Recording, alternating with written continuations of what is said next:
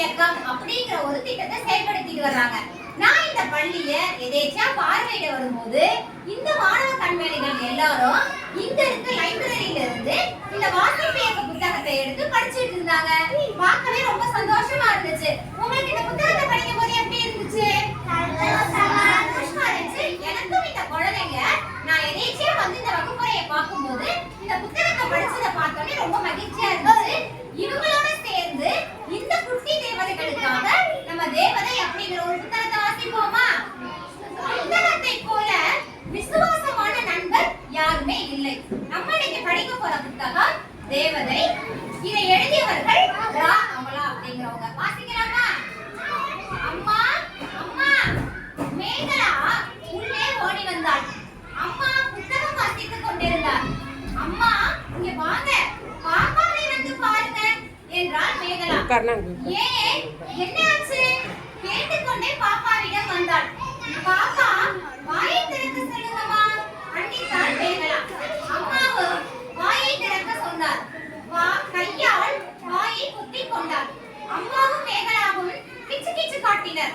அப்போதுதான் வாயை திறந்தாள். மேல் வரிசையில் இருந்த ஒரு பல்லை காணோம்.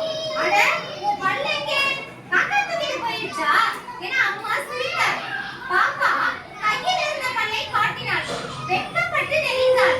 பாப்பா உன் பல்லை கொடு, கூரையில தூக்கி போடலாம் என்றார் அம்மா. ஆனா பாப்பா தரவில்லை. தலையணை அடியில் பல்லை வைத்து தூக்குவேன், தேவதை வருவாங்க பல்ல எடுத்துட்டு காசு வைப்பாங்க என்றாள். அப்படியா? அம்மா சிரித்தார். தலையணைக்கு அடியில் பல்லை வைத்தாள் பாப்பா. அடுத்த நாள் காலை பாப்பா சீக்கிரம் எழுந்தாள். தலையணையை தூக்கி பார்த்தாள். அவ பல்லை காணோம். பல்லு இருந்த இடத்தில் 5 ரூபாய் இருந்தது. அம்மா அம்மா பாப்பா சந்தோஷமாக கத்தினாள். தேவதை வந்து காசு வச்சிருக்கு பாரு. காசை காட்டினாள். அட ஆமா என அம்மா சிரித்தார். அம்மா தேவதை வந்தாங்களா? நீங்க பார்த்தீங்களா? என்ன எழுப்பி இருக்கலாம், நானும் பார்த்திருப்பேன் என ஆசையாக சொன்னார். உனக்கு காசு வைத்த தேவதையை பார்க்கணுமா என அம்மா கேட்டார். ஆமா அம்மா, எங்கே இந்த தேவதை? ஆர்வமா கேட்டார். அப்படியா, வா போகலாம் என்றார் அம்மா. பாப்பாவின் கண்ணை அம்மா மூடினார். கொஞ்ச தூரம் அழைத்து போனார். இதோ உனக்கு காசு வைத்த தேவதை. கையை எடுத்தார் அம்மா. பாப்பா கண்களை திறந்தாள்.